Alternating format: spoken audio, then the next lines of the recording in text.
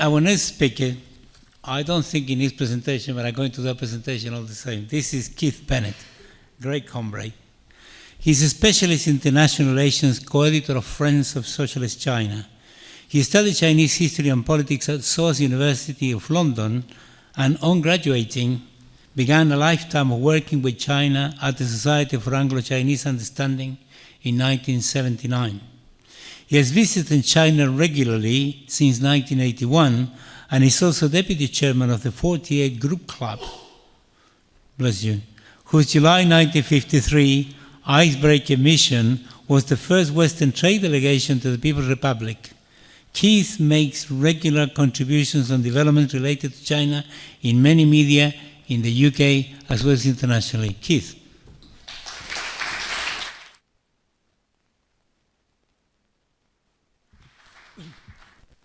Thank you very much, Francisco, and thank you to everyone who's here today. It's great to see so many friends and comrades here. It's really a pleasure, and thank you all for coming.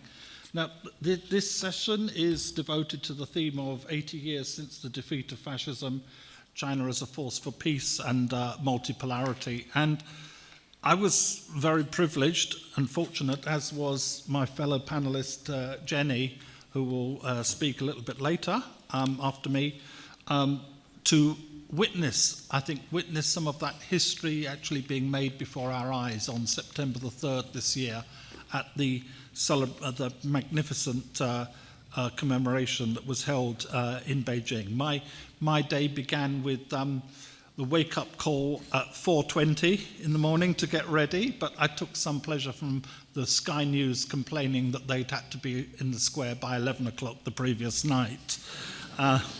Now, that occasion was immediately preceded by the Shanghai Cooperation Organization summit in Shenzhen, which our comrade from the Lao People's Democratic Republic in particular mentioned.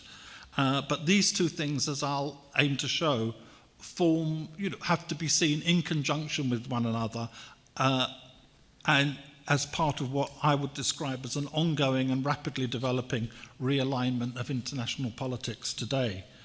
The Shanghai Cooperation Organization was the first international organization initiated by China, and of course it's named after a Chinese city. The gathering in Shenzhen this year is the biggest event that it's held in its quarter-century history. The organization started out as the Shanghai Five, and the members were China, with China, Russia, Kazakhstan, Kyrgyzstan, and Tajikistan. And its initial function was to settle the border disputes that had been left over from history. People say that they were left over from the time of the Soviet Union. It would be more accurate to say that they were actually left over from the time of Tsarist Russia. The organization took its form of the Shanghai Cooperation Organization when Uzbekistan also joined. Amongst the other participants, Turkmenistan is constitutionally a permanently neutral country, so has a status of guest, but the Turkmenistan head of state has attended all the summits since 1995.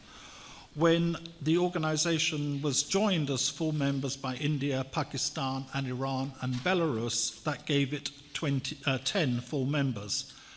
The Shanghai Cooperation Organization now has 27 members of its family, as it's called, with the addition of Laos this year as the new partner. Those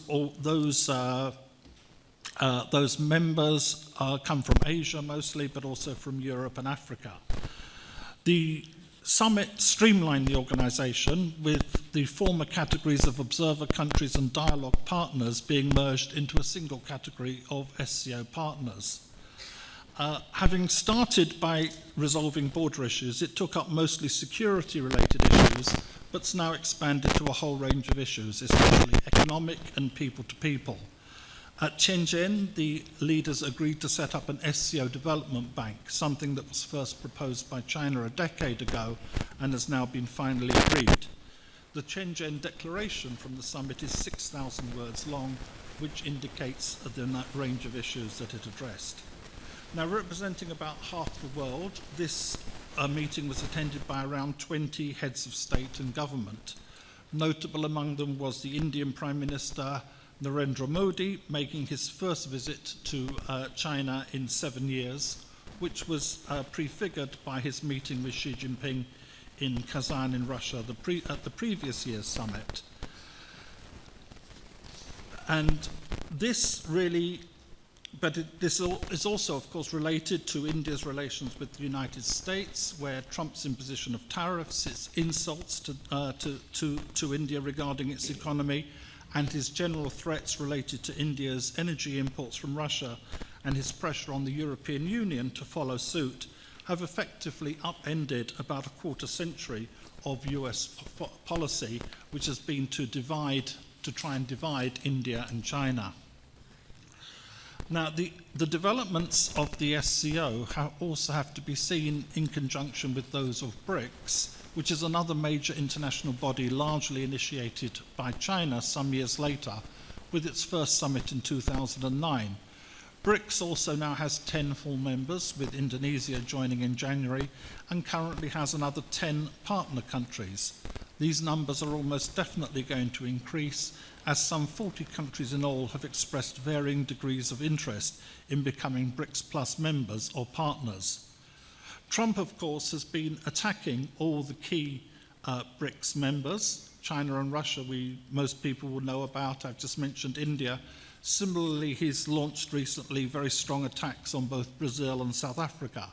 In the case of Brazil, rallying to the defense of his fellow fascist Bolsonaro and shamelessly interfering in Brazil's internal affairs. And in the case of South Africa, promoting a racist and utterly baseless narrative of so-called white genocide.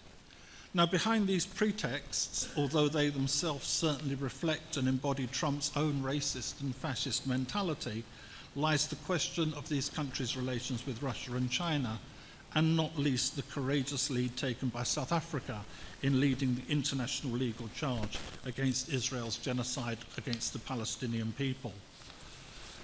What the result, of course,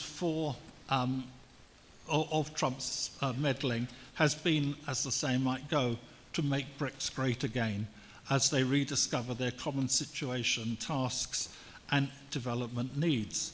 So we have here an emerging, interlocking, overlapping pattern with BRICS and SCO and China at the centre.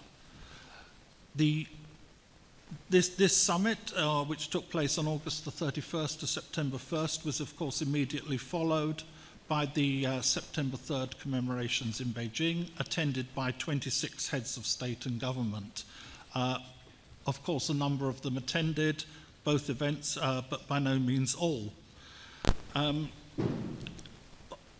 One of the things that attracted a huge amount of attention in the West, of course, was the optics of Presidents Xi and Putin and Kim Jong-un of the Democratic People's Republic of Korea standing side by side as the three principal people at the commemoration. And this was presented over here as some kind of snub to the West, and maybe it partly was. But this is also, I would say, this presentation is also a reflection of what I would call imperialist narcissism, in that the Western countries, the imperialist powers, are not the centre of the world, and not everything is done simply in response to them. China and the USSR, as Timofey was pointing out, were the two key protagonists on the main fronts of World War II. I'm going to finish up. I was struck by a comment made by the very well-known CGTN presenter Li Jingjing when she said that, reviewing who was there on September the 3rd, she said the United States accuses us of quarrelling with all our neighbours, but all our neighbours were here celebrating together with us.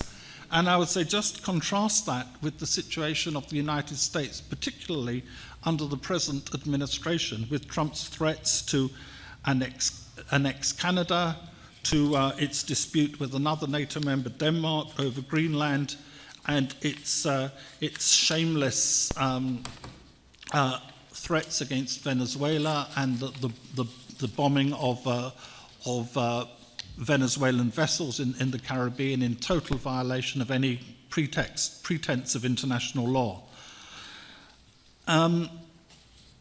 The comment was also made about the absence of the Western powers from the events in Beijing, and there's a simple reason why they were absent. That's because they chose to be. They may have wanted in this way to show China's isolation, but they succeeded in the opposite. It's like the famous newspaper headline. I'm not sure if it's apocryphal or not, but there's an old saying that there was a headline in a daily newspaper in England with the headline, "Fog in Channel, Continent Isolated." And it's a particular kind, I would say, of imperialist conceit and hubris to refuse invitations and then complain about who was there. But who was there and who was not there, I would say, indeed tells a story. Namely that the fundamental division of the world analysed by Lenin at the formation of the Communist International into oppressor and oppressed nations remains valid, but that today, without minimising the continued power of imperialism, the prevalence of neo-colonialism, the contradictory and often tenuous nature of the emerging United Front, the long oppressed global majority is starting to take its destiny in its own hands, build new societies, and restructure international relations in keeping with the new and emerging realities.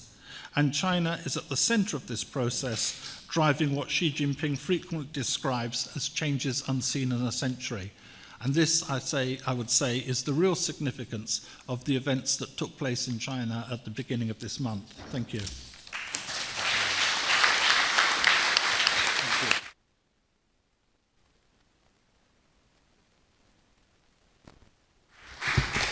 Thank you very much, Keith, for that fantastic detail of the positive evolution of the Shanghai Cooperation Organization, the detail, but also for your detailed information regarding the fact that China not only desires multipolarity, is building the institutions where all countries can play a protagonic role, such as the BRICS, such as Shanghai Cooperation Organization itself, as well as the BRICS,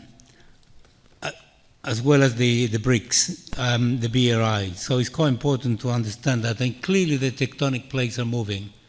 The fact that the United States organized aggression against India forced India to actually move in the right direction. And in that sense, your analogy of the channel is absolutely perfect.